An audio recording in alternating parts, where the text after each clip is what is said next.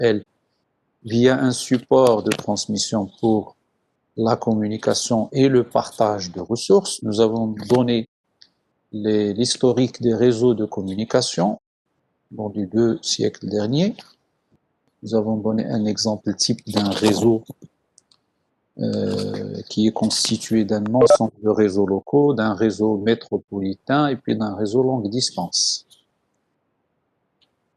Puis après, on a commencé à voir l'évolution de l'informatique, depuis les ordinateurs centraux jusqu'aux PC portables et téléphones portables aujourd'hui, en passant par les mini-ordinateurs, les micro-ordinateurs, etc.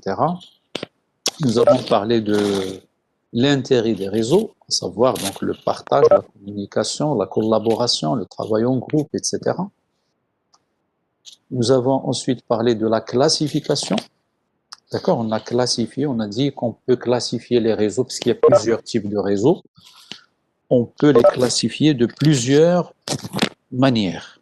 D'accord, en se basant sur l'étendue géographique, sur le type du média transmis, sur la technique de commutation, sur le constructeur ou bien le fabricant de matériel.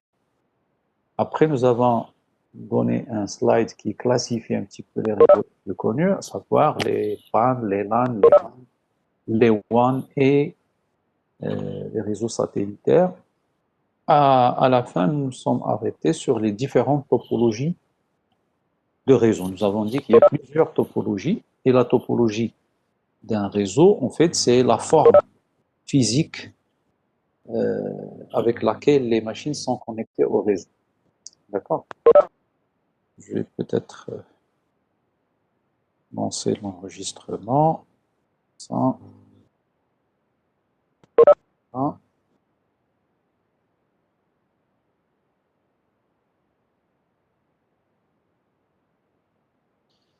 Donc, nous avons dit aussi, donc je suis en train de rappeler ce que nous avons vu la dernière fois. Vous donnez encore 1, 2 ou 3 minutes aux autres de se connecter. Donc, les différentes topologies, ou bien la topologie d'un réseau, ça détermine comment les équipements réseau sont reliés entre eux. Et nous avons parlé de plusieurs types de topologies. Il y a 3 topologies de base qui ont été normalisées, à savoir la topologie en bus, en anneau et en étoile. Mais il y a d'autres topologies, soit des généralisations, soit des combinaisons de ces différentes topologies, soit carrément d'autres. Nous avons parlé de la topologie en étoile étendue, ou bien la topologie hiérarchique. Par exemple, dans un bâtiment, on peut avoir à chaque étage un ou plusieurs équipements d'interconnexion, qui peut être un switch ou un routeur, et puis un ensemble de machines qui sont connectées à ces switches-là. Et les switches ou bien les routeurs entre eux sont connectés, sont interconnectés. Donc il y a une certaine hiérarchie entre les équipements du réseau. Et nous avons aussi parlé de la topologie maillée, ou bien mesh topologie, c'est-à-dire dans laquelle chaque machine, chaque nœud est connecté à l'ensemble des autres nœuds. D'accord? Donc c'est une topologie, bien sûr, nous avons dit, qui est très encombrante parce qu'elle exige un nombre de liens et donc de câbles qui est très grand. Et c'est pourquoi on a dit qu'il a été marginalisé un peu au départ. Aujourd'hui, il est d'actualité, il est utilisé dans pas mal de types de réseaux. On pourra parler par la suite éventuellement, justement à cause du fait que aujourd'hui, on n'a plus besoin toujours, pour connecter un ensemble de nœuds, on n'a plus besoin de câbles, parce qu'il y a la possibilité de faire des connexions wireless ou bien des connexions non filaires. Voilà, donc ça, c'est les différentes topologies dont on a parlé.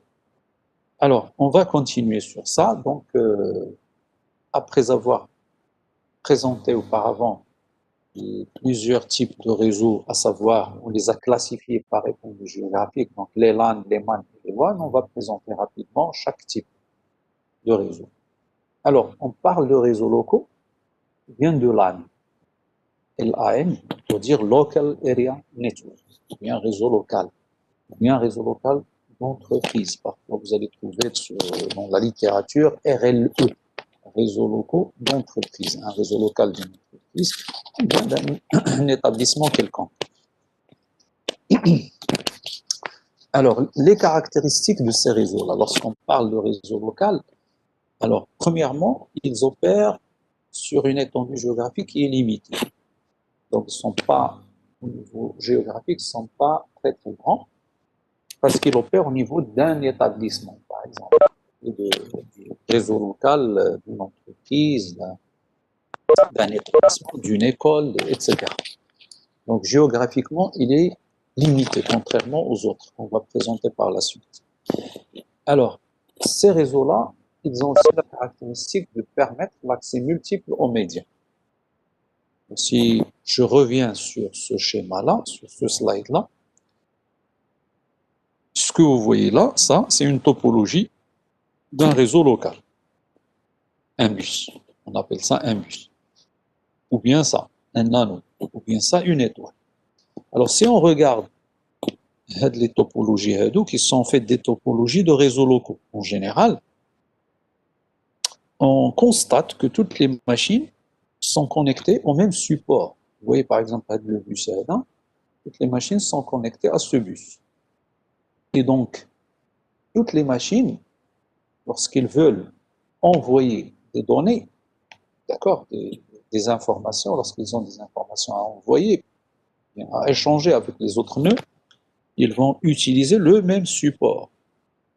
Donc, le support ici de transmission, qui peut être soit ce bus, soit cet anneau-là, soit cette étoile, est partagé entre les différentes machines.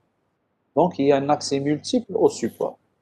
Il y a donc une concurrence pour accéder au support. Donc, le support, il est unique et toutes les machines l'utilisent. Et donc, en quelque sorte, il y a un accès multiple au support. Bien sûr, l'accès multiple, il a des conséquences. Le problème, c'est la compétition, c'est parfois la collision entre les différentes stations. Par exemple, deux stations qui veulent émettre des informations sur le support en même temps, et il y a un problème qui va se poser. Et donc, par conséquent, il faut régler ça. Il faut trouver une technique, on va parler d'un protocole, qui permet de régler les conflits d'accès, pour régler l'accès multiple au support. La même chose, par exemple, sur cet anneau, etc. Donc, permettre l'accès multiple aux médias. Le média, c'est-à-dire le support de transmission qui est partagé. D'accord? Donc ça, c'est une caractéristique des réseaux locaux. On va voir que dans les réseaux longue distance, ce n'est pas le cas. Les liaisons sont des liaisons point à point dans les réseaux longue distance. Ici, c'est point à multiples points, c'est-à-dire un nœud est connecté avec l'ensemble des autres nœuds sur le même support. Alors, il y a aussi un contrôle local du réseau. Ça veut dire que le réseau est privé. Le réseau, il est privé et ça veut dire que il est géré par, on va dire, l'établissement propriétaire du réseau. Par exemple, si je parle du réseau local de l'EMI, alors c'est un réseau qui appartient à l'EMI. C'est à l'EMI de le gérer. Ce n'est pas un réseau public. D'accord? Donc on parle d'un réseau privé. D'accord? Donc les réseaux locaux en général, c'est des réseaux qui sont privés. Un réseau local appartient à une entité donnée. Ça peut être une entreprise, comme on a dit, une école, un établissement, etc. Alors, aussi, une autre caractéristique des réseaux locaux, c'est qu'ils permettent un accès complet aux ressources locales. Vous prenez un réseau local, imaginons par exemple ce réseau local-là, ce bus. Alors, les machines, c'est des machines. Ça peut être un ordinateur, par exemple, ça peut être une imprimante qui est partagée du réseau. Vous avez dit l'autre fois, on peut avoir au lieu d'avoir une imprimante par machine, qui est connectée à une machine, on va connecter une imprimante au réseau. Et cette imprimante, elle est partagée par l'ensemble des machines du réseau. D'accord? Donc là, ça peut être un serveur, par exemple, qui contient la base de données ou bien le système d'information de l'entreprise, etc. Donc vous avez un ensemble de ressources. Vous avez des machines aussi, des utilisateurs. D'accord? Et donc, une machine qui est connectée, qui est autorisée à se connecter à ce réseau-là, elle a accès à l'ensemble des ressources. Donc, si moi je suis connecté au réseau et j'ai les droits qu'il faut, je peux imprimer sur l'imprimante, je peux accéder au serveur de données, je peux communiquer avec les autres machines, je peux, etc.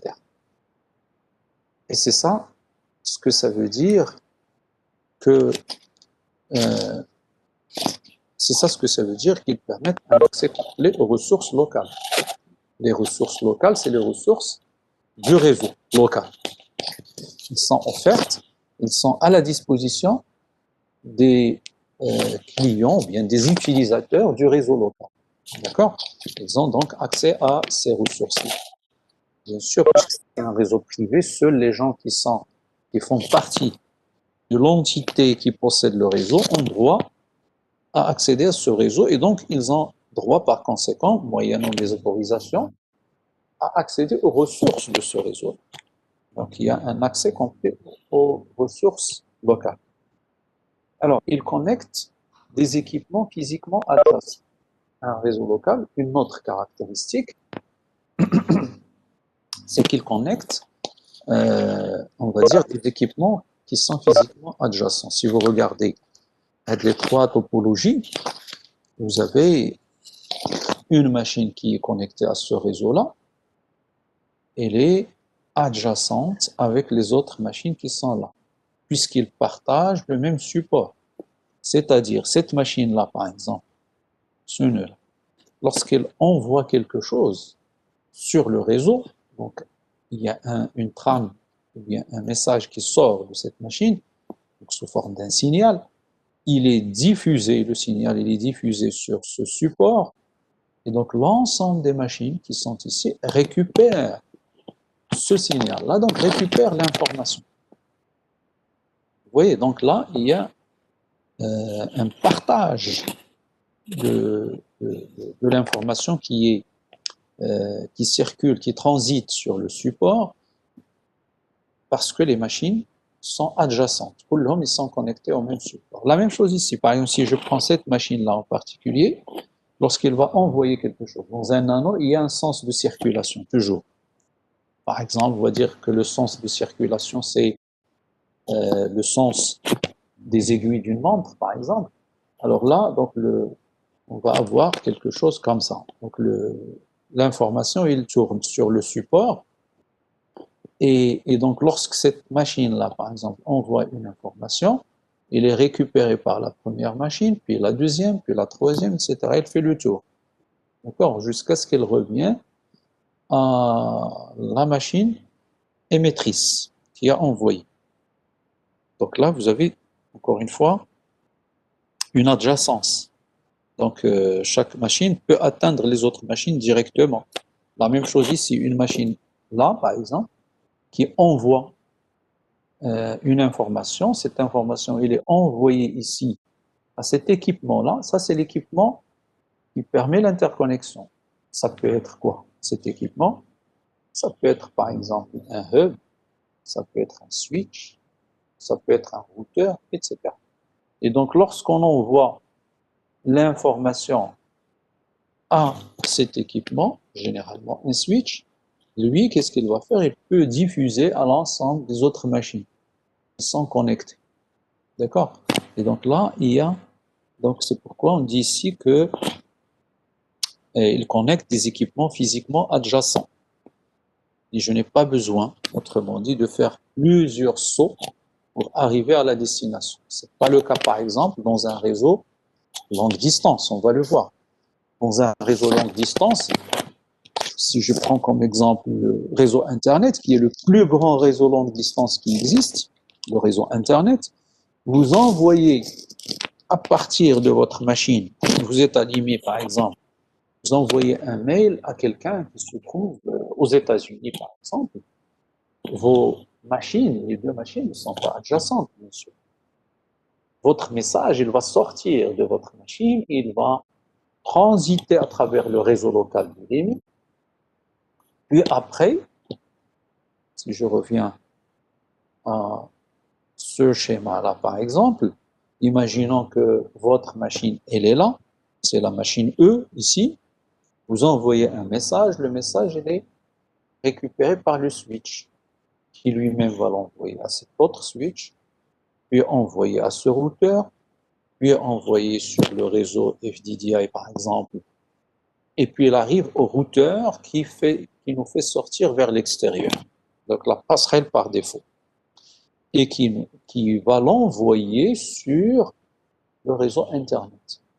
Et sur le réseau Internet, il n'y a pas un seul réseau physique, il y a des dizaines, de milliers, voire de millions de réseaux, donc on risque de traverser plusieurs nœuds ici.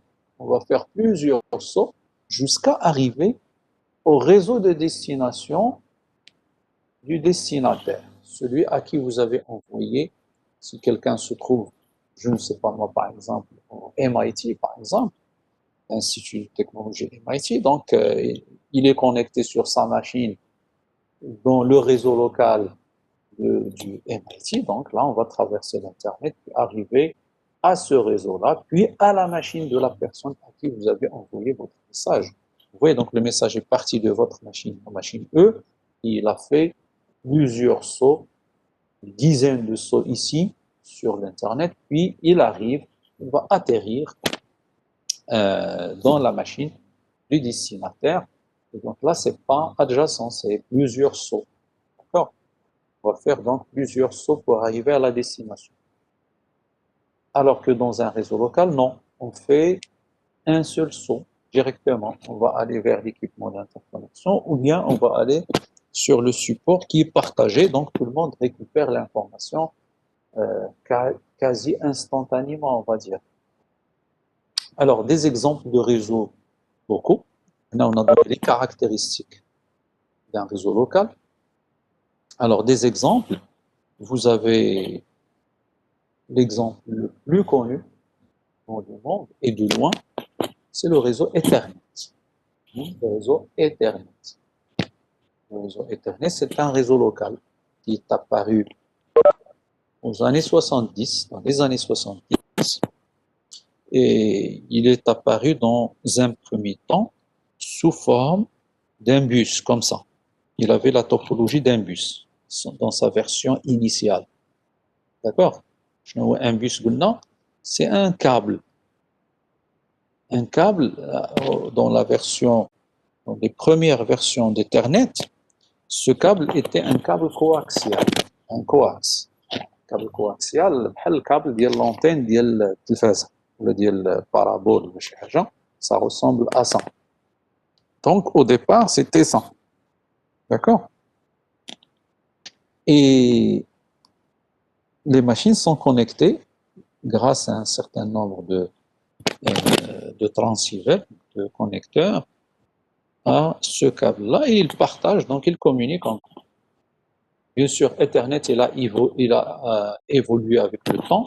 Aujourd'hui, il a la forme d'une étoile, avec l'apparition des équipements d'interconnexion, tels que par exemple les hubs, les switches.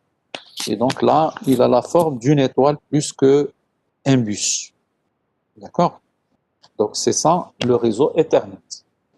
Un autre exemple très connu, c'est le deuxième, ouais, le token ring. D'accord? Le réseau token ring, ou bien l'anneau ring pour anneau et token pour jeton, donc l'anneau à jeton. Bien sûr, les deux réseaux, c'était des réseaux qui sont rivaux, donc il y avait une grande concurrence entre les deux dans les années 70. Donc, Token ring qui a été mis en place par IBM, donc IBM, la société connue, et Ethernet qui a été mis en place par un consortium de trois entreprises, à savoir donc Digital, Xerox et Intel. D'accord? Donc là, il y avait une grande concurrence entre les deux. Aujourd'hui, bien sûr, ce qui est connu plus, ce qui continue à être utilisé plus aujourd'hui, c'est le réseau Ethernet, donc Ethernet. D'accord? Token Ring, par contre, il a la forme d'un anneau. Vous voyez, donc deux entreprises, il a fait le choix. Ethernet, c'est la forme d'un bus qui a évolué pour devenir une étoile. Et le Token Ring, par contre, comme son nom l'indique, c'est un anneau. Il a cette forme-là. D'accord? Donc ça, c'est les deux réseaux locaux les plus connus.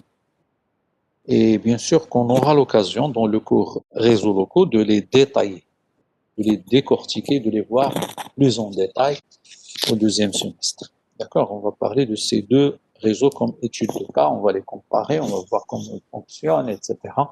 Et là, on donne seulement la définition et les caractéristiques d'un réseau local, de manière générale.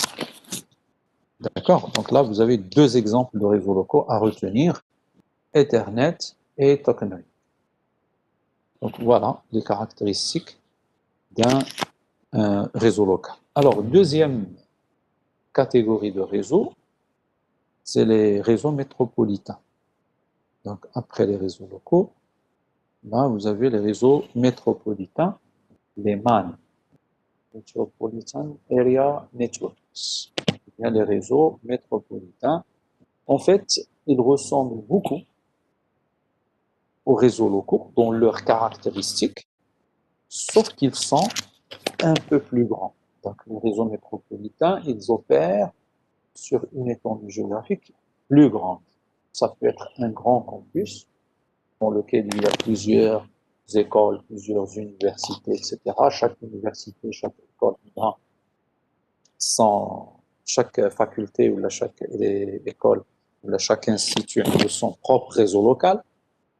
Et ces réseaux locaux, on veut les interconnecter entre eux, on peut utiliser un réseau métropolitain.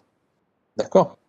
Donc là, ça peut être à la taille d'un grand quartier, d'un grand campus, d'une ville carrément. Donc là, c'est les réseaux métropolitains.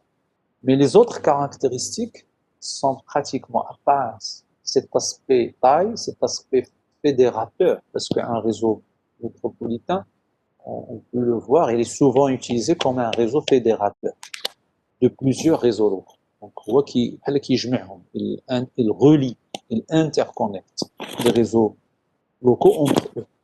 D'accord? Donc, à part ça, les autres caractéristiques sont pratiquement les mêmes. D'accord? Donc, il y a un accès multiple aux médias. Il est privé en général, c'est un réseau privé, par exemple le réseau du campus, le réseau, etc. Et puis, il est contrôlé d'une manière locale et administré d'une manière locale. Donc, il permet l'interconnexion de plusieurs LAN. Alors, exemple, ici on cite le réseau FDDI, Fiber Digital Data Interface, ou bien interface de données numériques à base de fibre optique. Donc, c'est un réseau, d'ailleurs, de la société IBM. C'est un réseau, donc, qui a la forme du réseau Token Ring. C'est un nano, en fait. C'est un nano amélioré. Donc, IBM. Donc, tout à l'heure, on a parlé d'Ethernet. Ethernet, il a évolué de cette topologie en bus à la topologie en étoile. Token Ring, il a évolué d'une topologie en anneau simple vers une topologie en anneau double. Si je reviens sur ce schéma-là, toujours, vous voyez FDDI, Token Ring. Token Ring, c'est un seul anneau. FDDI, c'est deux anneaux, mais bien sûr un qui est fonctionnel. Un instant, on utilise un anneau pour faire circuler les informations dans ce réseau-là. Mais pourquoi le deuxième?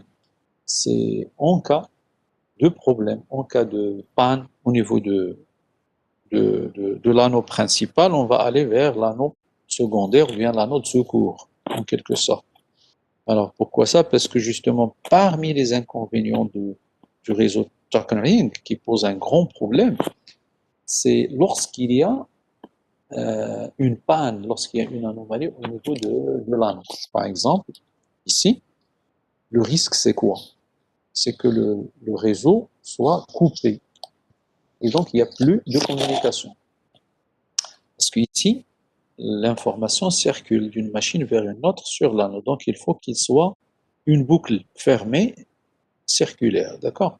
S'il y a une coupure quelque part, il y a un problème quelque part, la boucle est coupée, donc on ne peut plus, donc l'information ne fait plus le tour pour arriver vers tout le monde. Et donc, en quelque sorte, le réseau en entier tombe en panne. Donc, c'est un des grands inconvénients du réseau Token Ring. C'est ce qui a fait que Ethernet, par exemple, a évolué mieux que Token Ring. Et c'est pourquoi, parmi les améliorations qui ont été faites, c'est d'avoir dans NVIDIA, c'est d'utiliser justement deux boucles, deux anneaux au lieu d'un seul, par exemple. Donc voilà, donc vous avez les réseaux métropolitains. Donc on a parlé des réseaux locaux, les réseaux métropolitains. Maintenant, troisième catégorie, les réseaux longue distance. Wide Area Networks, ou bien les réseaux longue distance. Alors c'est clair, comme leur nom l'indique, ils opèrent sur une étendue géographique plus large. Ça peut être de la taille d'une grande ville ou d'un État, etc.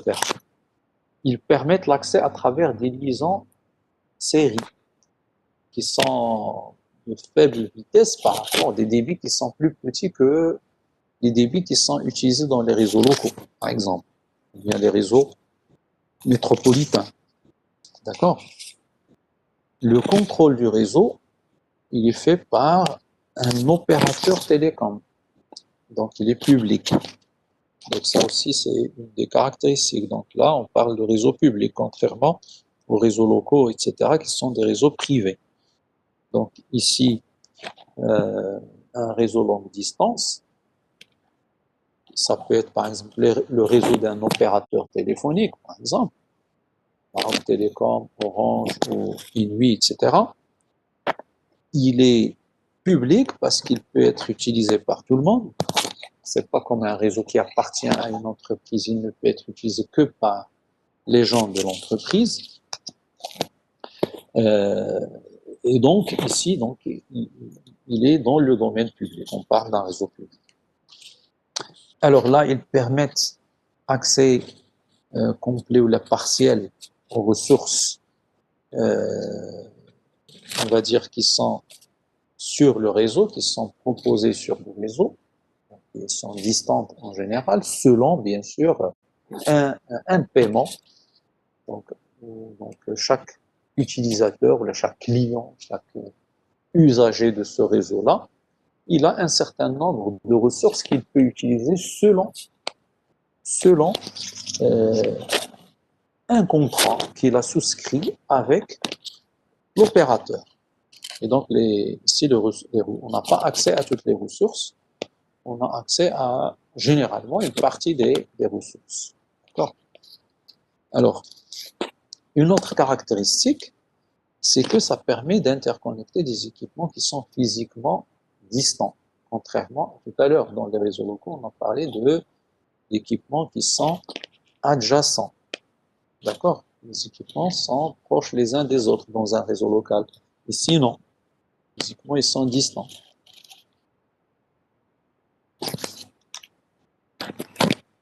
Alors, des exemples de réseaux longue distance. On parle ici de liaison spécialisée ou bien de liaison louée. Lorsque vous mettez un lien entre, par exemple, un routeur qui se trouve dans un établissement et un routeur qui se trouve chez un opérateur. Par exemple, je donne un exemple. Ici, le lien, on peut le voir comme rien que ce câble-là, s'il y a ici un câble qui connecte ce routeur avec un routeur ici quelque part d'un opérateur, ce lien-là peut être vu comme un réseau longue distance. Alors, il y a aussi on va revenir ici. Donc, il y a d'autres réseaux. Le RTC, par exemple, c'est un réseau longue distance. Le RTC, c'est le réseau téléphonique commuté classique. Alors, il y a d'autres exemples de réseaux certains existent, certains n'existent plus, comme Margis, le RMIS, le Frame Relay, etc.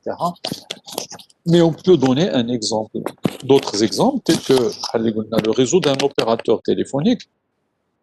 Le réseau de Maroc Télécom peut être vu comme un réseau longue distance, le réseau d'un opérateur international, Orange ou autre, par exemple, qui est déployé sur plusieurs pays dans le monde.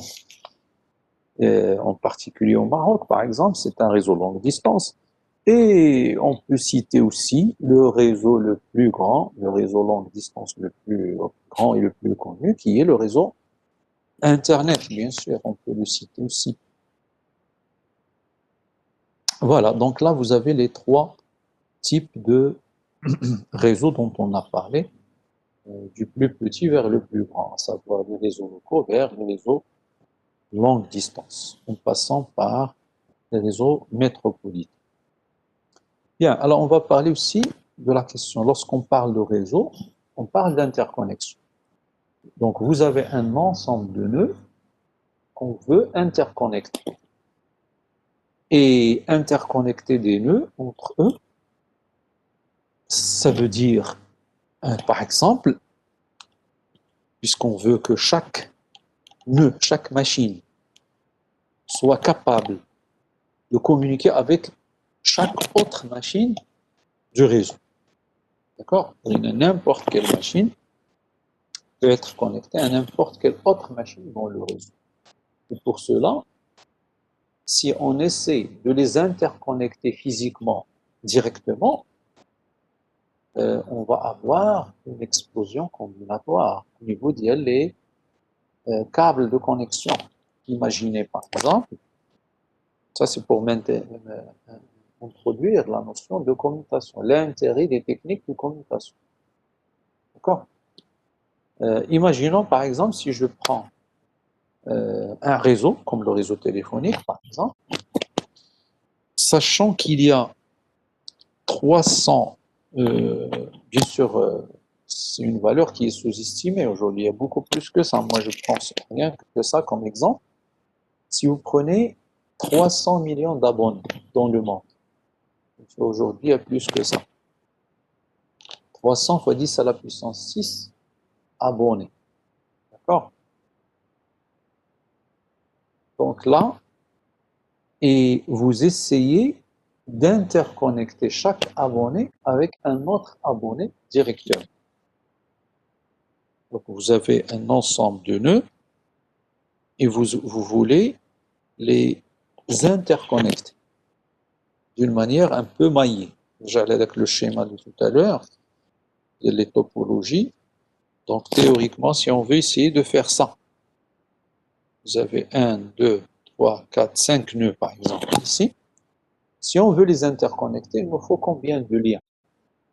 D'accord? Si je prends ce premier nœud, vous avez 1, 2, 3 et 4. Il est relié aux 4 nœuds qui restent. Donc si on prend le nombre de nœuds égal à n, donc il va être relié à n-1 nœuds. Chaque machine, la première machine doit être reliée au n-1 machine qui reste. Si vous prenez la deuxième, ça va être n-2, parce qu'il est déjà connecté avec la première. Et donc, par exemple ici, on va compter, au lieu de 4, on va compter que 3. 1, le premier lien, deuxième lien et troisième lien. Et ainsi de suite. Donc, le nombre de, bien sûr, de liens total, ça va être la somme. Ça va être en fait n fois n-1 sur 2. D'accord? Alors, est-ce que vous êtes d'accord avec ça? Ce calcul-là? D'accord, très bien. Donc, vous avez compris un peu ce que je veux dire. Et donc, si je reviens à notre exemple, vous avez 300. Si je suppose il y a 300 millions d'abonnés au téléphone dans le monde, chose qui est plus petite que la réalité, on aura besoin de 45 fois 10 puissance 15 lignes pour interconnecter chaque abonné avec chaque autre abonné au téléphone. Donc imaginez la Terre, comment il va être. Il va être, on va dire, envahi par les liens, par les câbles. Heureusement, bien sûr, qu'on n'a pas besoin de ça. Et heureusement qu'il y a les techniques de commutation. Alors maintenant, bien sûr, on ne va pas opérer de cette manière-là, parce qu'il y aura un encombrement du nombre de liens, de câbles. Imaginez, à chaque abonné, un câble aura un autre abonné, et on multiplie les câbles par le nombre d'abonnés qu'il y a dans le monde. Donc là, le calcul qu'on a fait, c'est n fois n-1 sur 2. Ça nous donne quelque chose comme 145 fois 10 puissance 15 lignes qu'il faut. Rien qu'avec 300 millions. Maintenant, si on a 1 milliard d'abonnés, il faut encore augmenter ce nombre-là, qui est énorme. Donc, d'où la nécessité de trouver un moyen pour permettre, d'une part, d'interconnecter tous les abonnés entre eux. Chaque abonné, il peut avoir accès à un autre abonné. Donc, نعيط لشي واحد في التليفون فين ما كان في العالم يمكن لي نعيط له. ولكن في نفس الوقت بلا ما يكون عندي un lien sans avoir un lien direct entre lui et moi. D'accord? Donc, on a besoin en fait d'une technique de commutation pour faire ça. Alors, c'est quoi la commutation? C'est une technique qui va permettre de mettre en relation un utilisateur, un abonné par exemple, avec un autre utilisateur parmi l'ensemble. Sachant bien sûr qu'il est impossible de créer autant de liaisons point à point. Je ne dirais une liaison, mais une liaison point à point. D'accord? Parce que ça va donner un nombre qui est égal à n fois n moins 1 sur 2. Pour un exemple comme ça donne une valeur comme ça, qui est très, très grande. D'où la nécessité d'avoir un système qui, à partir d'une simple ligne d'abonnés, permet d'atteindre tout autre abonné. Donc, c'est la technique de commutation. On va faire ça grâce à un commutateur. D'accord? Par exemple, prenez une maison donnée. S'ils sont connectés au téléphone, je parle ici du RTC, réseau téléphonique commuté, chez le GSM, qui est sans fil. Là, je parle du réseau câblé. Il y a un câble qui sort de la maison, un seul. Pinch 45 fois 10 puissance 15 000 qui sort de la maison. Il y a un seul câble qui sort de la maison. Il va où? Il va vers un commutateur le plus proche dans le quartier, puis vers un répartiteur de quartier. On va des endroits dans chaque quartier, un répartiteur ou le juge de ça dépend de la taille du quartier et du nombre d'abonnés les كاينين ساكنين في ذاك le quartier. Les commutateurs sont reliés entre eux et reliés avec d'autres commutateurs d'autres quartiers. Et ainsi de suite au niveau d'une ville, puis au niveau d'un pays, puis au niveau du monde. Donc on utilise des commutateurs, d'accord, qui vont permettre d'interconnecter l'ensemble des abonnés. Alors maintenant, si plusieurs abonnés tentent d'atteindre un même abonné en même temps, bien sûr, la commutation, son rôle, c'est de régler ce problème-là. Le commutateur, il va essayer de faire en sorte, selon bien sûr la technique de commutation utilisée, de permettre à un abonné de communiquer avec un autre abonné, ou alors carrément aujourd'hui, on peut permettre à un abonné de communiquer avec plusieurs autres abonnés en même temps. D'accord? Selon la technique de commutation qui est utilisée. On va voir, il y a plusieurs techniques de commutation. Il y a ce qu'on appelle la commutation de circuit. Ça, c'est la première et la plus classique et qui permet à un abonné d'avoir accès à un seul autre et unique abonné. Par téléphone, classiquement, quand vous appelez quelqu'un, soit vous trouvez qu'il est occupé, il est كان هو كيهضر مع شي واحد اخر دونك ما يمكنلكش تهضر معاه, où là, vous avez accès à cet abonné-là et on établit un circuit physique entre l'appelant et l'appelé.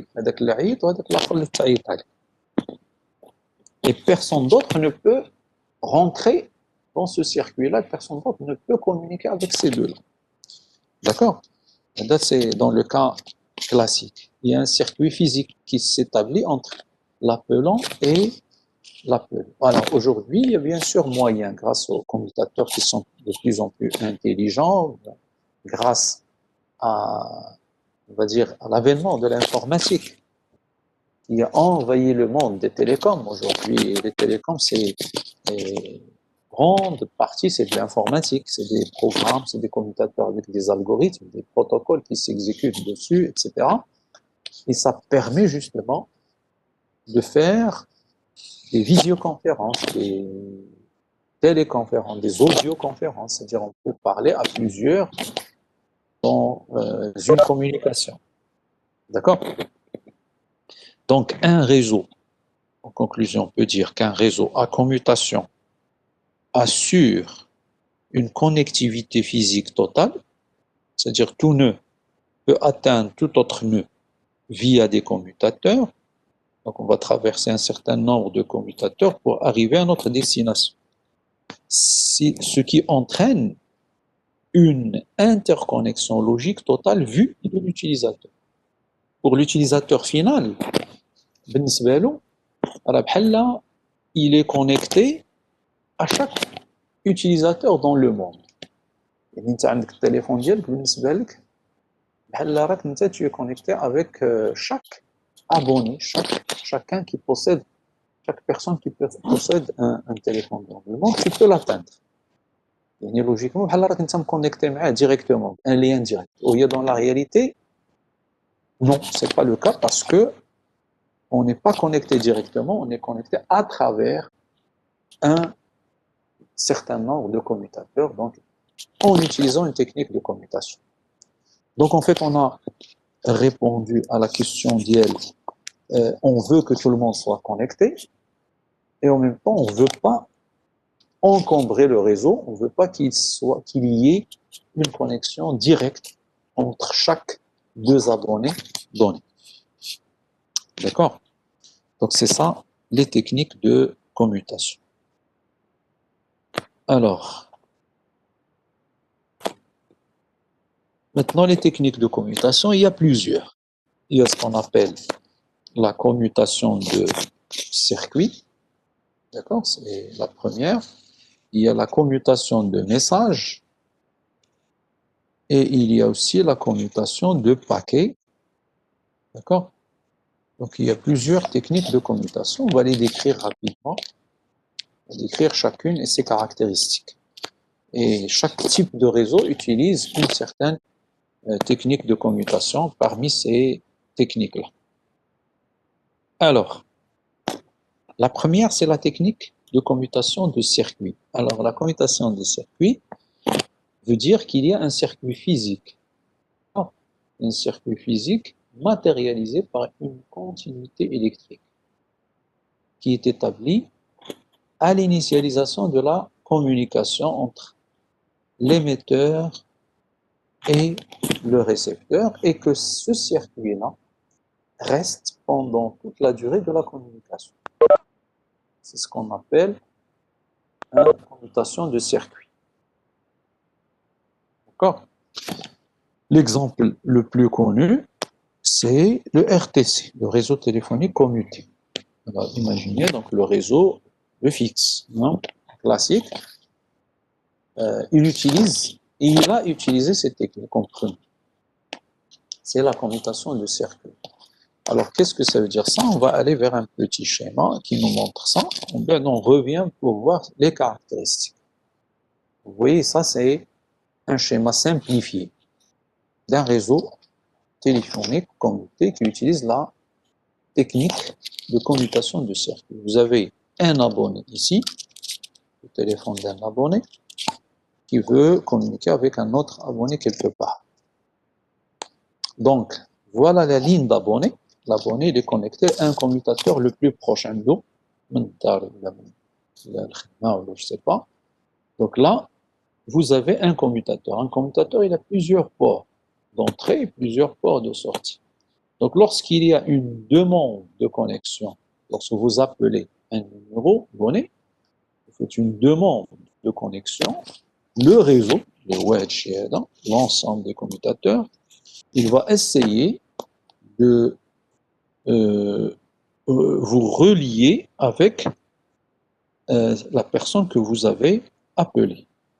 Donc, il va essayer de trouver un chemin, un circuit. Donc là, vous avez un port, vous êtes relié à ce port-là. On va trouver maintenant un port de sortie du commutateur qui mène vers cette destination-là. Par exemple, celui-là. Donc, on va établir le lien ici. Et après, ce commutateur, il est relié à celui-là et à celui-là. Donc là, on a choisi ce chemin-là. Et donc, on va demander à un chemin vers la destination et ainsi de suite. Vous voyez, le circuit se construit au fur et à mesure. Lorsque vous appelez, vous attendez un certain temps, quelques millisecondes, voire quelques secondes parfois, pour qu'il y ait le circuit et vous commencez à entendre la sonnerie. D'accord? Donc là, il y a un circuit physique. Vous voyez, là, on parle de commutation du circuit parce qu'il y a ici un circuit physique qui est établi entre l'appelant et l'appelé. Alors, on va voir après que pour la commutation, par exemple, de paquets, il n'y a pas de circuit physique, il y a un circuit logique, virtuel. D'accord? Parce que ce circuit peut être partagé par d'autres communications.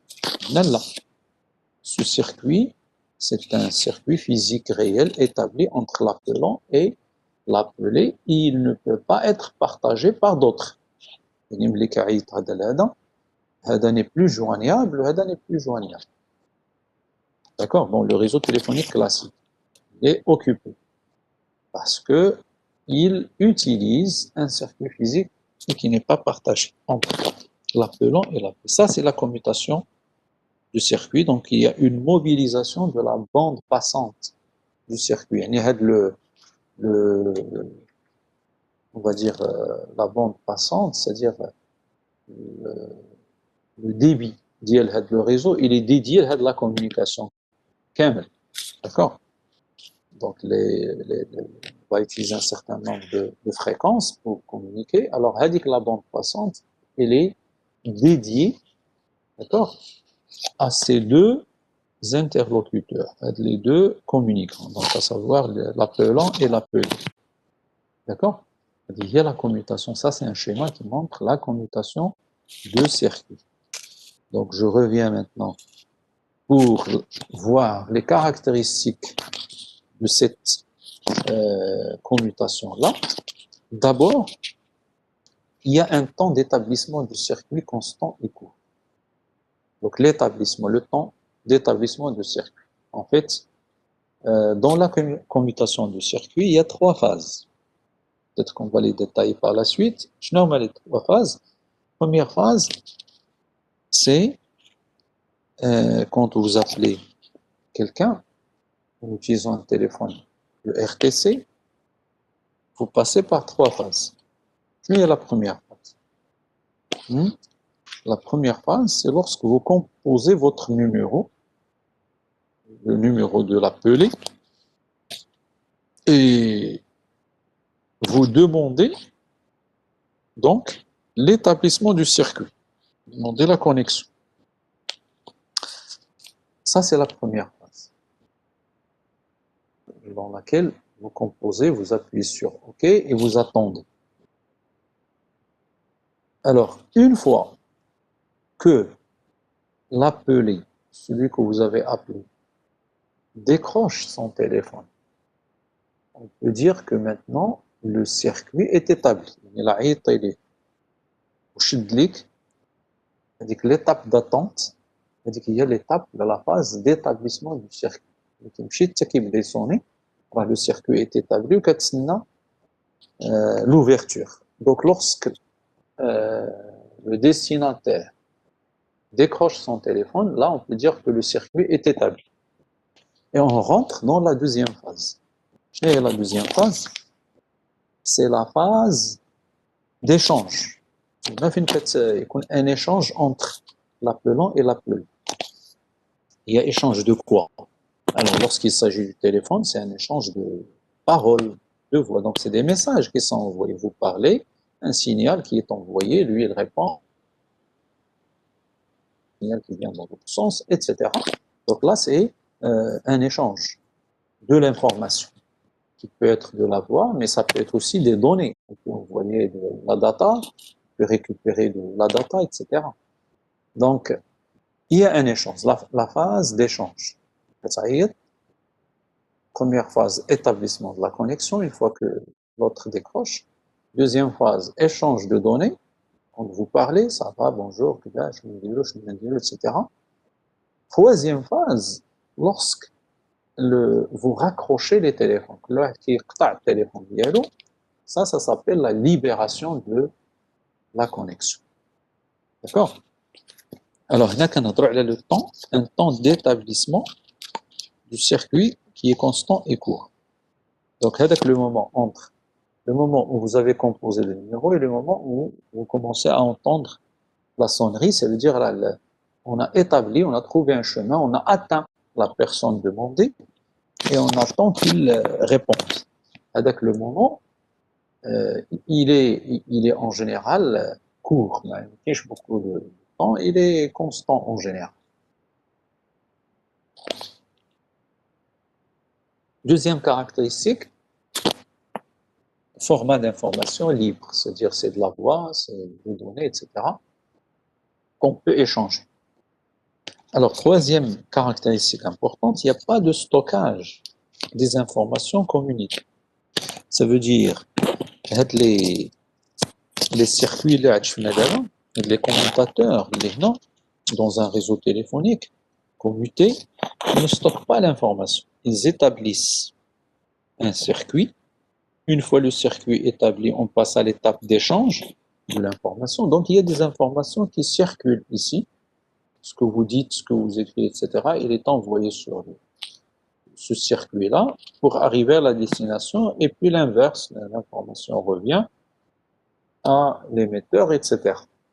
Mais il n'y a pas de stockage de l'information ici, sur les nœuds.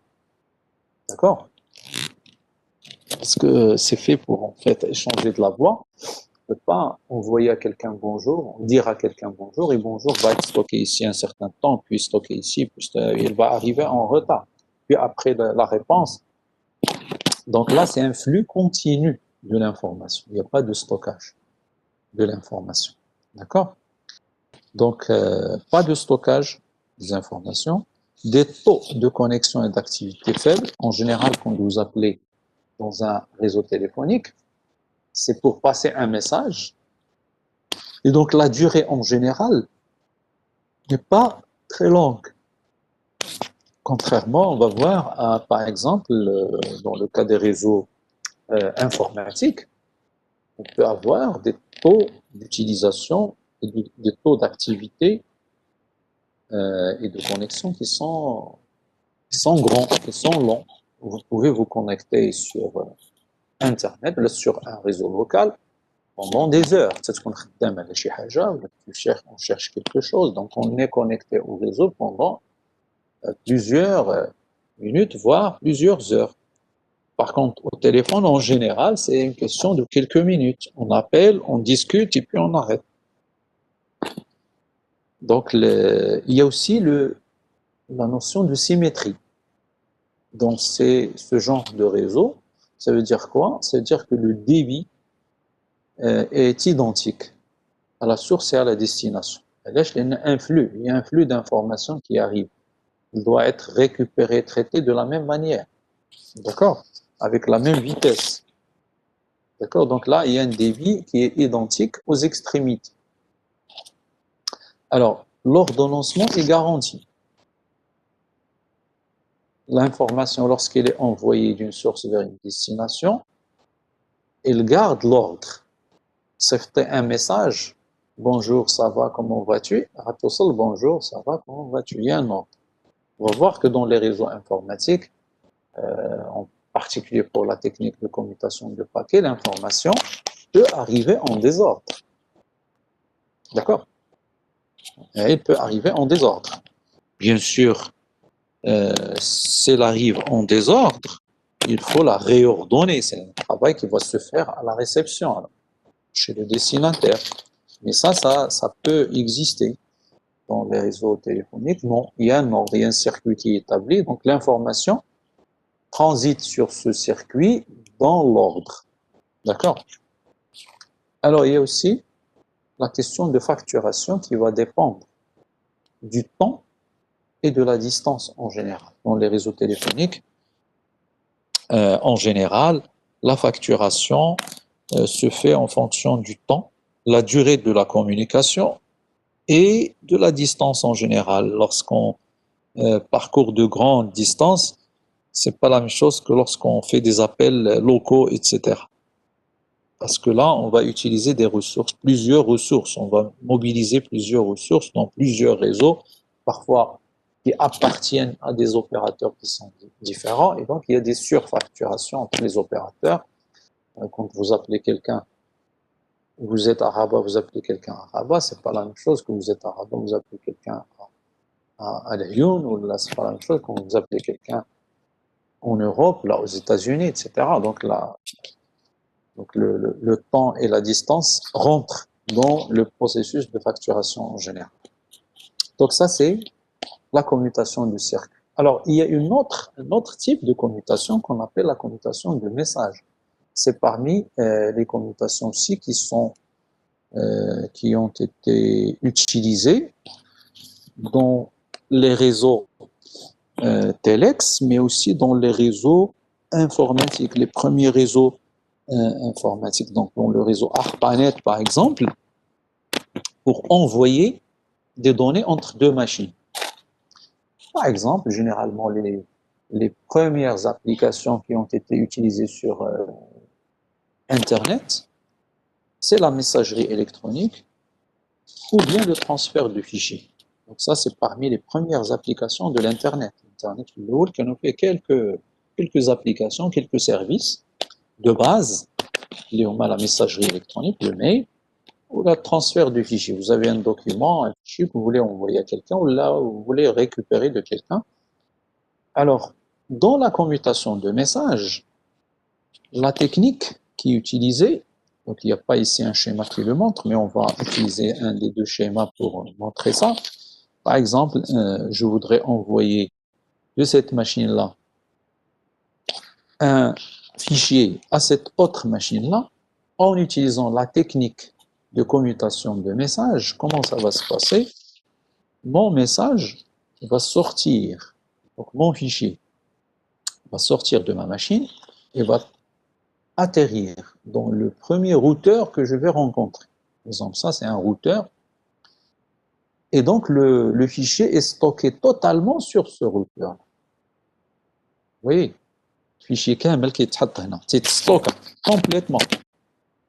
Et après qu'il خرج من هذا le routeur, et il va être, par exemple, stocké totalement sur celui-là.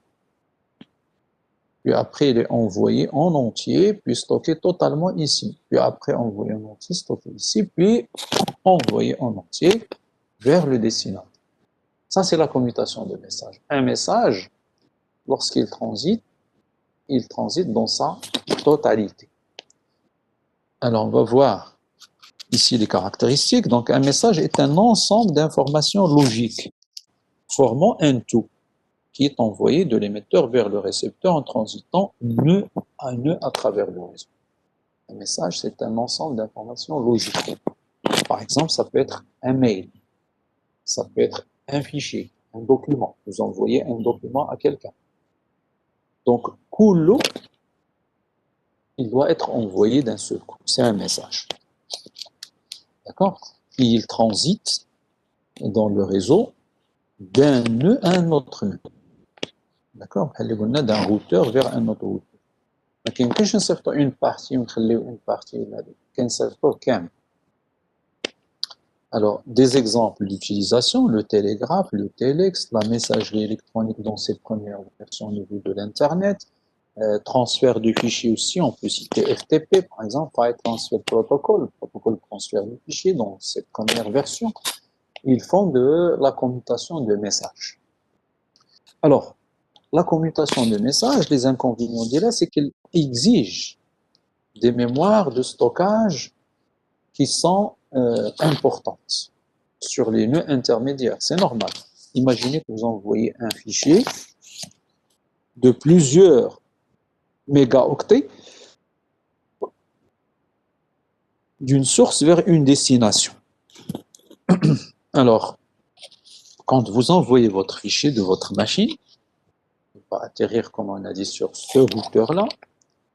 Alors, ce routeur-là doit avoir une capacité de stockage qui est supérieure, beaucoup supérieure que le fichier que vous envoyez.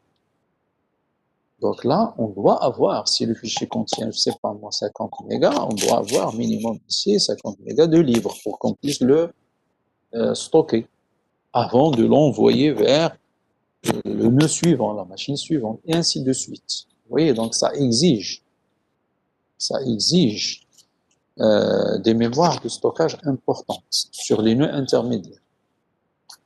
Chose qu'on ne maîtrise pas parfois. Les nœuds que je vais traverser, je n'ai les capacités d'y aller. D'ailleurs, ça a été fait au début, dans les années 70, début des années 80, etc., lorsque le réseau n'était pas très grand. Et on ne traversait pas beaucoup de nœuds intermédiaires, etc. Alors, deuxième chose, le temps est assez grand parce qu'on est obligé d'envoyer à chaque fois le fichier en entier. On doit attendre jusqu'à ce qu'il arrive et jusqu'à ce qu'il soit stocké en entier sur le nœud suivant, il soit traité avant d'être envoyé sur le troisième nœud et ainsi de suite. Donc cette technique, bien sûr, c'est clair qu'il n'est pas très adapté, pas du tout adapté aux applications interactives. Par exemple, je ne peux pas utiliser la commutation de messages dans la communication téléphonique, ça n'a pas de sens. Les messages, la parole, par exemple, ne doit pas être stockée dans chaque nœud, puis retransmise, etc. Ça va prendre du temps. Or, là, c'est une application interactive, la communication. Parler avec quelqu'un, vous dites un mot, il lui répond, etc. Donc, c'est une application interactive. On ne peut pas utiliser ça pour faire une visioconférence, on ne peut pas utiliser ça pour faire du chat, on ne peut pas utiliser ça pour voir, par exemple, pour faire de la vidéo à la demande, etc. Donc, toutes les applications interactives, ou les jeux interactifs, etc., on ne peut pas utiliser cette technique-là. Alors, par contre, les avantages, parmi les avantages de la commutation de messages, c'est que le transfert est possible, même si le correspondant est occupé ou non connecté. Par exemple, vous pouvez envoyer à quelqu'un un mail ou lui transférer un fichier sans qu'il soit connecté. Le mail va être stocké dans sa boîte aux lettres. Il n'est pas connecté sur le réseau. Vous pouvez lui envoyer le mail. Donc, il n'y a pas de problème. Je suis connecté sur sa machine dialogue le moment où vous voulez lui envoyer un mail. Donc, il est stocké quelque part, ou lorsqu'il allume sa machine et se connecte sur le réseau, il y a donc son application de messagerie, le client de messagerie, il va consulter la boîte aux lettres, il va lui charger tous les messages qu'il a reçus pendant son absence. Donc ça, c'est un avantage, chose qu'on ne peut pas faire, par exemple, dans le cas de la commutation du circuit. Vous appelez quelqu'un par téléphone, soit il est là, il va vous répondre, soit il n'est pas là, donc vous pouvez il n'est pas connecté, donc vous ne pouvez pas l'atteindre, donc vous ne pouvez pas communiquer, par exemple. Alors, il y a aussi la possibilité, donc la suite, donc la possibilité de diffusion d'un même message à plusieurs correspondants. Donc la diffusion ici, elle est plus simple. Vous voulez envoyer un même message à plusieurs personnes, il suffit de préciser plusieurs adresses, vous envoyez le message et il va être envoyé à tout le monde. Ou alors transférer un fichier à plusieurs personnes, etc. Donc la communication à plusieurs, lorsqu'on utilise la commutation de circuit, Avant, il n'était pas possible. Aujourd'hui, il est possible, mais moyennant, on va dire, des techniques plus évoluées, des techniques informatiques, donc avec des commutateurs qui sont plus intelligents, d'accord? Et donc, on peut communiquer à plusieurs. Mais dans le cas de la commutation de messages, c'était possible dès le départ et de manière simple. Alors, il y a aussi la possibilité de communiquer même dans des conditions asymétriques. Asymétrique veut dire même si les deux correspondants n'ont pas le même débit, il n'y a pas de problème.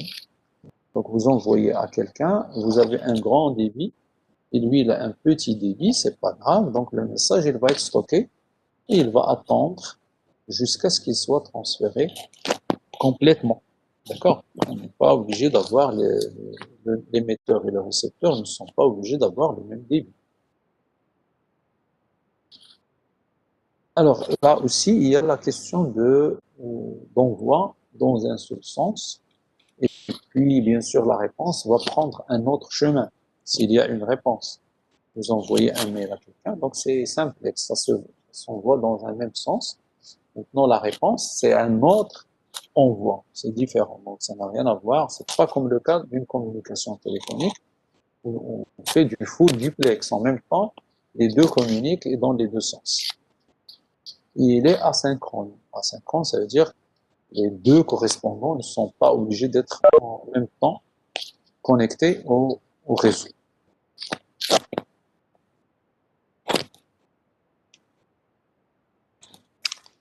Bien, donc là, on a parlé de deux techniques de commutation. La commutation de circuit et la commutation de messages. On va dire ça, c'est les deux extrêmes, si vous voulez. La commutation de circuit, on a dit qu'il est plus adapté à quel type de réseau?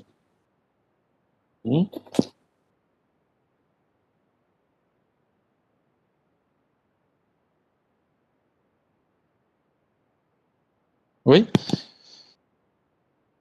vous pouvez, voilà, donc répondre, ou la poser des questions, la discuter. Donc voilà, donc elle est plus adaptée au réseau téléphonique. Alors que la commutation de messages, c'est plutôt pour des réseaux d'abord d'une part de données, informatiques, etc.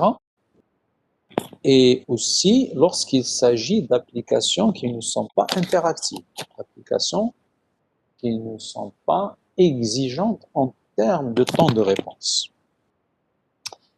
Alors, au niveau informatique, nous avons en fait, euh, on va dire, des communications, des applications qui sont différentes. Parfois, on n'a pas effectivement besoin du temps réel. C'est le cas de la messagerie, j'envoie un mail, j'attends ma réponse tranquillement. Là, je transfère un fichier. Le fichier peut prendre quelques secondes, il n'y a pas de problème. Je vais l'attendre. Mais il y a des applications qui sont exigeantes en termes de temps. L'application qu'on est en train de faire maintenant, on est en train de faire une visioconférence. Donc ça exige donc un certain nombre de contraintes au niveau temporel, de débit, de temps, etc. D'accord? Parce que je dois parler, vous devez en quelque sorte recevoir ce que je suis en train de dire, ce que je partage, presque au même moment. D'accord? Bien sûr, avec un petit décalage, mais qui ne doit pas être grand. D'accord? Et parce que parfois, on peut poser une question et on attend une réponse. Donc, ça doit se faire dans le sens et en temps réel. Et c'est pourquoi la technique de commutation de messages n'est pas adaptée à 100% au réseau actuel. D'un autre côté, la technique de commutation de circuit n'est pas aussi adaptée pour les réseaux informatiques actuels parce que, d'une part, elle utilise des circuits physiques dédiés et donc ça ne permet pas à plusieurs utilisateurs d'utiliser le réseau en même temps, de communiquer entre eux en même temps, d'échanger, etc. C'est coûteux d'avoir un circuit dédié à une communication. Donc, il nous faut trouver une technique qui va essayer d'être entre les deux, de faire un compromis entre les deux techniques, entre la commutation de circuit et la commutation de message. D'accord? Sinon, un moyen entre les deux. Et cette technique-là, c'est la commutation de paquets. D'accord?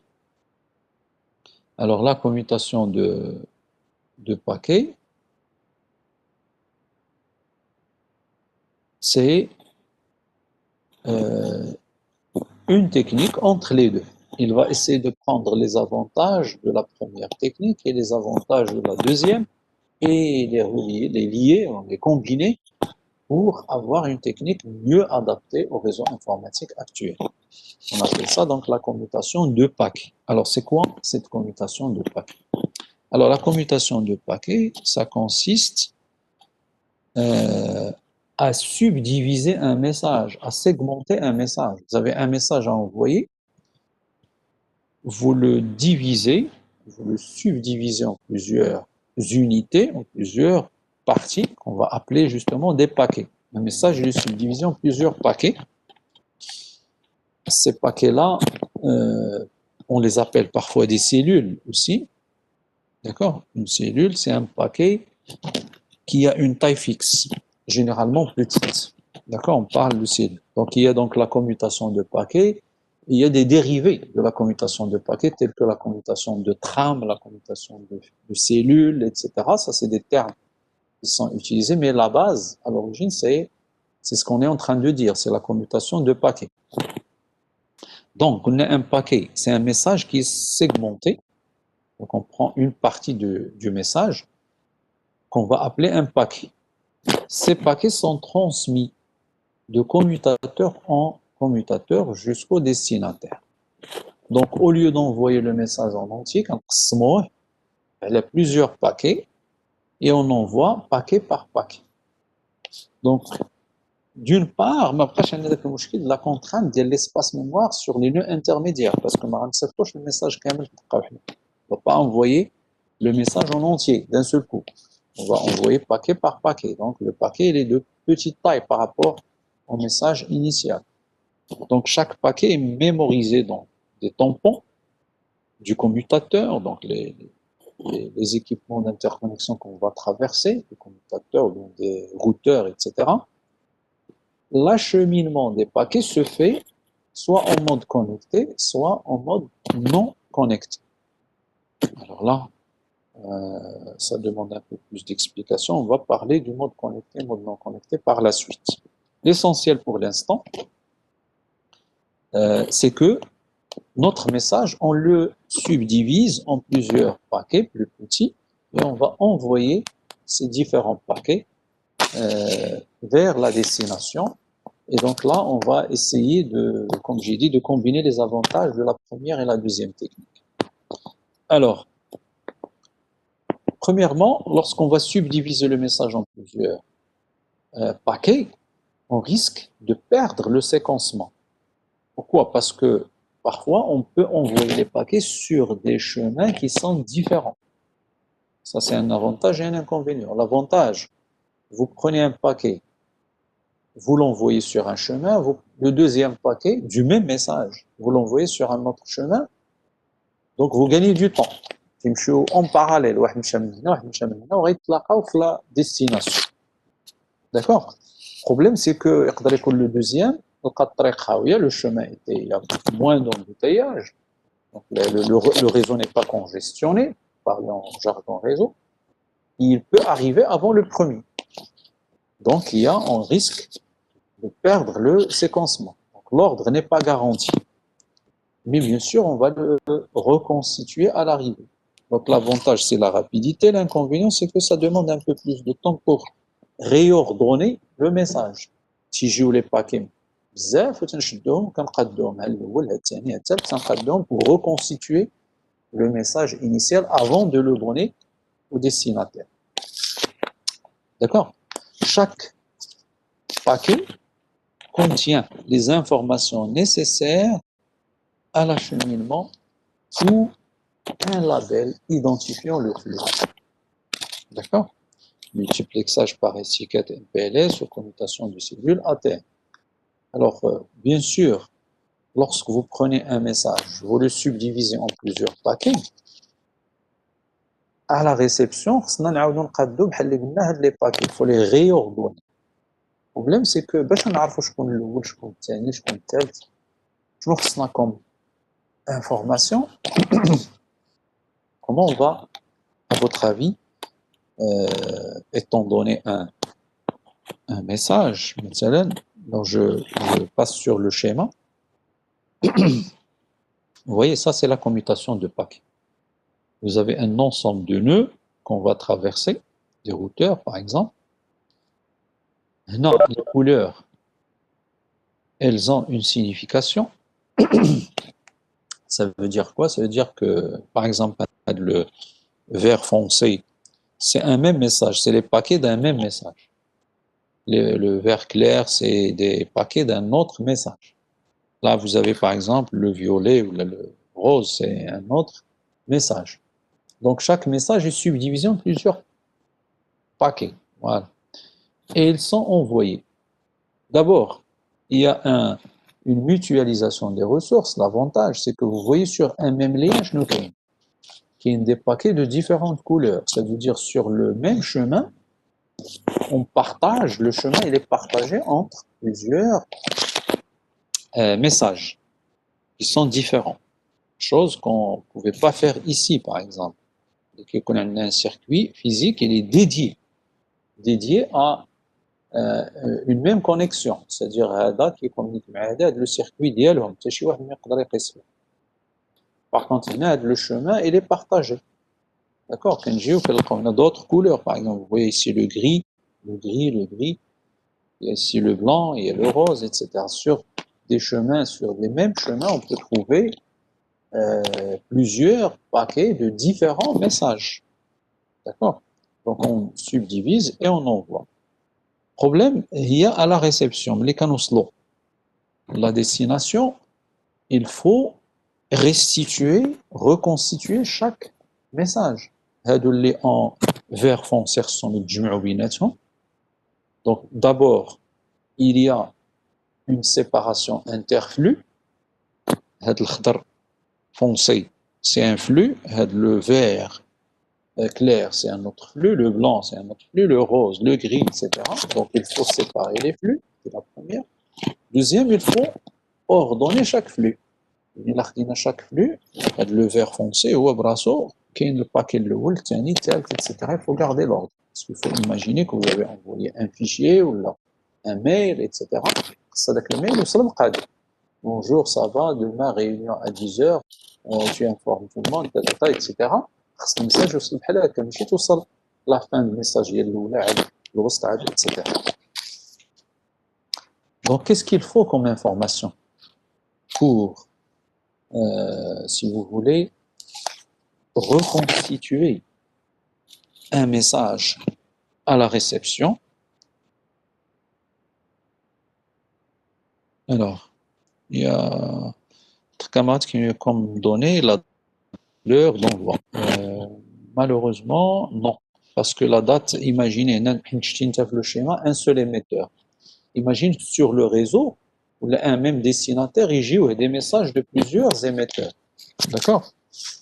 مثلا هذا غيجيوه des paquets من هذا le chemin هذا وغيجيوه des paquets من هذا le chemin هذا.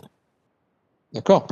Par exemple, هادو, ce qui est en rose, il est envoyé par une autre machine ici. C'est pas seulement cette machine qui envoie. Une autre machine peut envoyer. Il reçoit avec la même date, avec la même heure. هادو s'effectuent en même temps.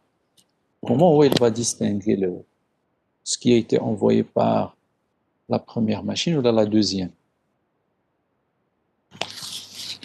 Alors, il y a pas mal de propositions, des bits pour indiquer l'ordre. Oui, effectivement, on a des bits pour numéroter, les métadonnées pour ordonner les paquets. Donc, les métadonnées, moi, les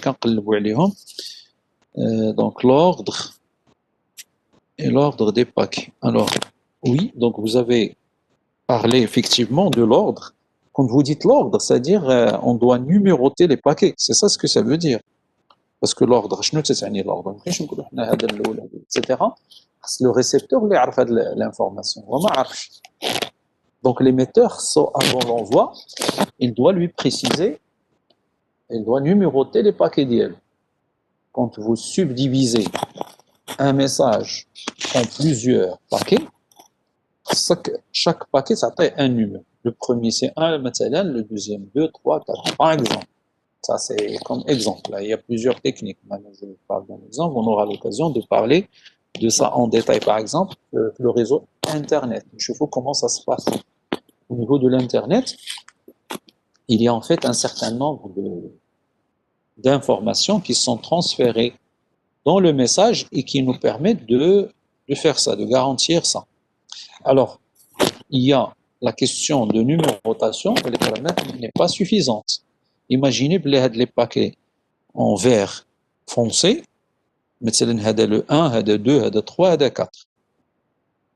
ولكن في نفس الوقت جاونا دي باكي وحدين اخرين مخلطين مع هادو واحد فيه حتى هما 1 2 3 4 5.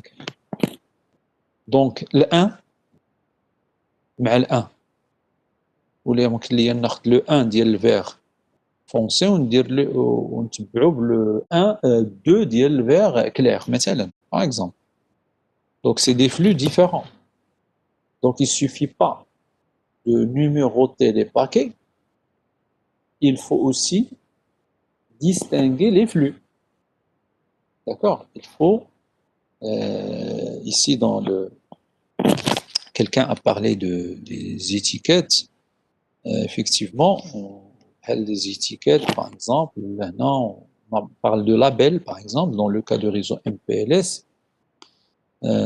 on utilise ce qu'on appelle des labels. Vous voyez le terme label, identifiant le flux. Le schéma, comment on a identifié les flux? Par quel moyen? Le moyen pour vous identifier le flux, faites le schéma de le moyen que j'ai utilisé. C'est les couleurs, très bien, c'est les couleurs. C'est les couleurs, malheureusement, pour quelqu'un qui est en train de voir, pour un être humain. Pour les machines, ما كاينش de couleurs. Le paquet, شنو هو dans la réalité? تفهموا شنو un paquet? Un paquet, c'est une suite de bits. C'est des 0 et des 1. Donc ما كاين حتى شي فرق ما بين هذا الباكي وهذا الباكي, etc. Sauf la succession de bits اللي فيهم مختلفين في هذا le sens. Donc c'est difficile de distinguer. Pour distinguer, justement, il faut des numéros.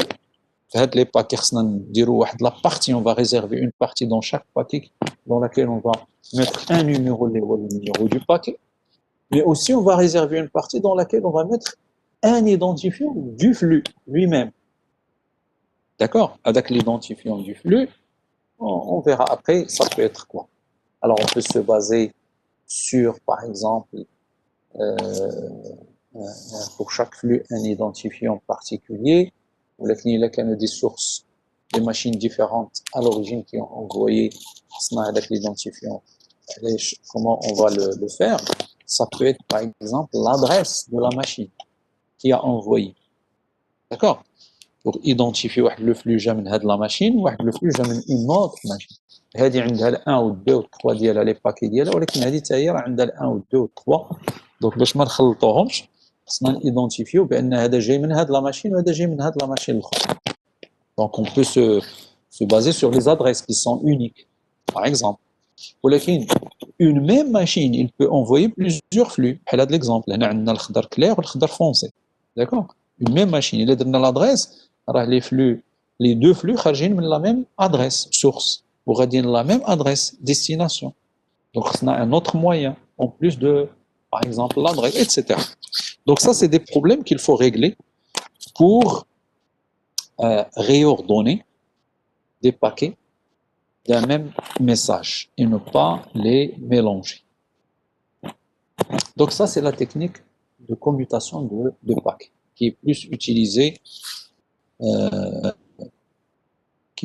utilisée dans les réseaux informatiques. Alors, une suite de bits, oui, quelqu'un qui me dit, monsieur, dans le cas d'une vidéo en streaming, lorsqu'un morceau se répète, est-ce que c'est du fait que le prochain paquet n'est pas encore arrivé? Ah oui, dans une vidéo, là, c'est un autre problème. Le problème, c'est que parfois, soit il n'est pas encore arrivé, parfois une vidéo, vous voyez que je n'ai une vidéo d'abord. C'est une suite d'images, c'est un nombre d'images par seconde. Pour avoir une vidéo claire, il nous faut au moins 24 images par seconde, sinon plus aujourd'hui, pour des vidéos haute définition, etc.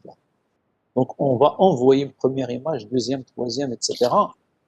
Par exemple, si je prends le cas de 24 images par seconde, Gini, 24 images par seconde. Alors, il ne me jette ni 24, parce qu'une image est perdue d'un minute. Je peux même pas me rendre compte parfois. Lorsqu'on perd plus que ça, alors là, il y a risque d'avoir des problèmes au niveau de la réception. Donc, ce qu'on fait parfois, on bloque. On laisse une image fixe pendant un certain temps, le temps que les autres arrivent avant de relancer. Donc, le problème, comme tu viens de le dire, est-ce que c'est du fait du prochain paquet qui n'est pas arrivé? Ça peut être ça, effectivement, mais ça peut être aussi qu'il est perdu carrément. Ma régiche, aslan. D'accord? Mais chérie, ou régie, ou aslan ma régiche. On peut perdre certaines images, on peut avoir des erreurs sur certaines images, on peut avoir des images en retard. Mais dans tous les cas, on doit régler ça. Alors, soit on attend un petit peu, mais pas beaucoup, pour que l'application reste interactive. تخيل كتفرج في ماتش ديال الكره ما يمكنلكش تسنى قسم باش يجي لا suite, c'est trop tard لان الماتش là. Donc on va parfois ignorer avec la partie qui est perdue et passer à la suite pour rester synchronisé avec le club. Et parfois, on attend un petit peu, puis on relance, etc. Mais il y a des techniques qui permettent d'éviter ça, ce qu'on appelle la bufferisation, c'est-à-dire qu'on reçoit d'abord un certain nombre d'images, on les stocke localement sur la machine. D'accord? Mais qui juge d'une manière directe. Une fois arrivé, une fois projeté sur l'écran, on stocke un certain temps. YouTube, vous lancez une vidéo, il y a un petit moment au départ de chargement. Alors à ce moment-là, on charge une partie de la vidéo localement. Puis après, on va commencer à la jouer à partir du buffer, du tampon, de la mémoire locale, etc. Comme ça, s'il y a une coupure à un certain temps, on va stocker localement une fois que, jusqu'à ce que le flux arrive, et puis après, on continue. C'est une technique qui est utilisée pour ne pas avoir de coupure. Et lorsqu'on est en temps réel, là, il se peut qu'il y ait un petit décalage, etc. Sinon, carrément, une coupure, une partie qui sort. Parce qu'on peut le match, par exemple, le moment où tu as une image fixe, et puis 5 secondes après, tu vois la suite. Donc, les 5 secondes, tu sais, parce que justement, il y a pas mal d'images qui ont été perdues à ce moment-là. Alors, votre camarade, je pense, si le paquet n'est pas encore arrivé, il y a du buffering.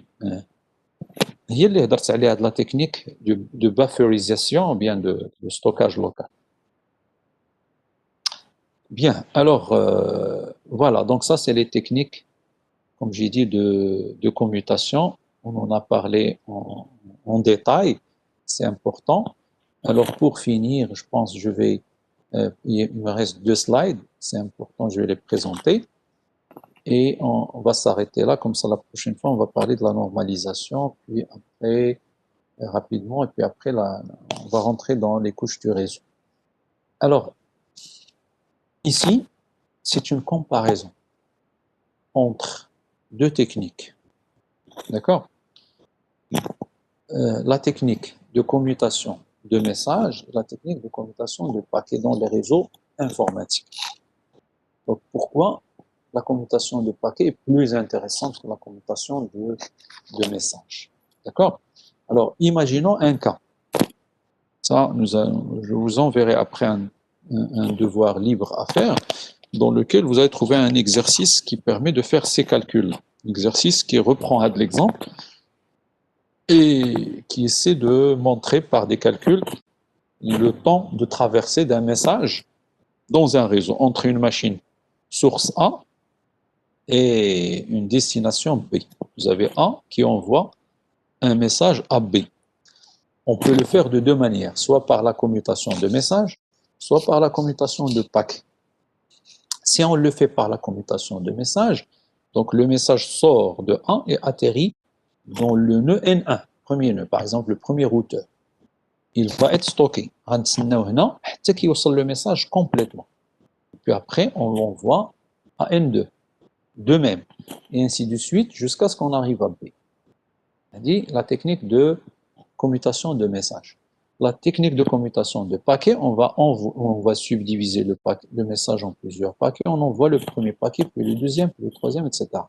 Maintenant, remarquez une chose. Le nœud N1, une fois que le premier paquet arrive, il n'attend pas l'arrivée des autres paquets.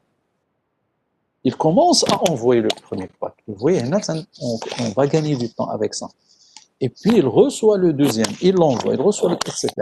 On est en même temps en train d'envoyer. La commutation de messages, il y a seulement le premier nœud qui travaille à un certain moment. Il reçoit le message en entier, puis il l'envoie.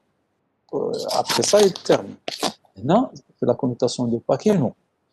On appelle ça du pipelining, c'est-à-dire, regardez sur le schéma ici, A envoie à N1. D'accord? A, la machine A envoie au nœud N1 le message. À le temps qu'il faut. Ça, c'est l'axe des temps. Ouais, sur les abscisses. Donc, on va attendre le temps d'envoi. D'accord? Pour que le message arrive à N1. Donc, on attend ce temps-là. Puis, il y a un temps de traitement. D'accord? Puis, il y a un temps d'envoi. On commence à envoyer. Le nœud N1 commence à envoyer. Regardons maintenant ce qui se passe. Donc, vous voyez, etc. Le cumul des temps pour que le message arrive de A vers B, vous voyez le temps qu'il a pris, jusqu'ici. Alors, le cas de la commutation de paquet, A envoie à N1 le premier paquet. Puis commence à envoyer le deuxième. Mais si on voit qu'il s'affecte le deuxième, le nœud N2, il a déjà reçu on va dire le premier pack. D'accord? Il commence à l'envoyer. N2 fait l'instant, puis après, fait l'instant N3, il commence à envoyer à N4. Fait l'instant N4, il commence à envoyer à B. Vous voyez? N4 en train d'envoyer le premier paquet à B, N3 qui s'affecte le deuxième, ou N2 qui s'affecte le troisième, ou N1 qui s'affecte le quatrième, ou A, il a déjà terminé l'envoi direct. Oui, il fait de l'instant par exemple.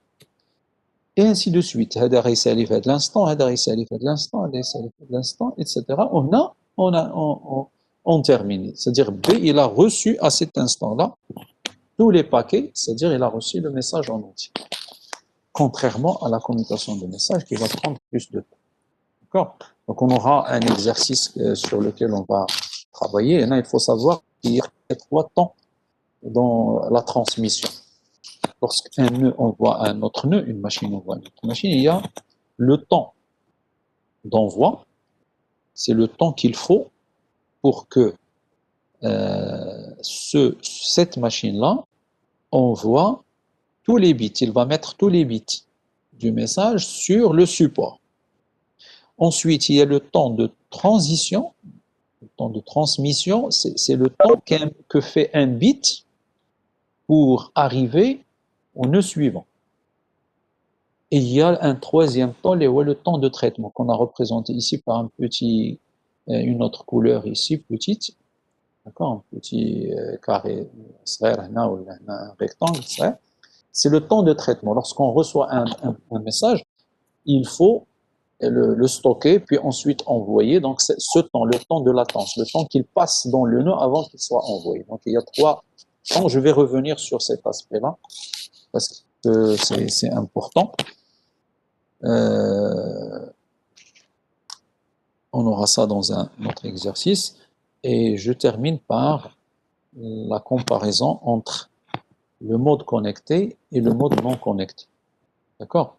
Tout à l'heure, on a parlé de 2 modes, mode connecté et mode non connecté.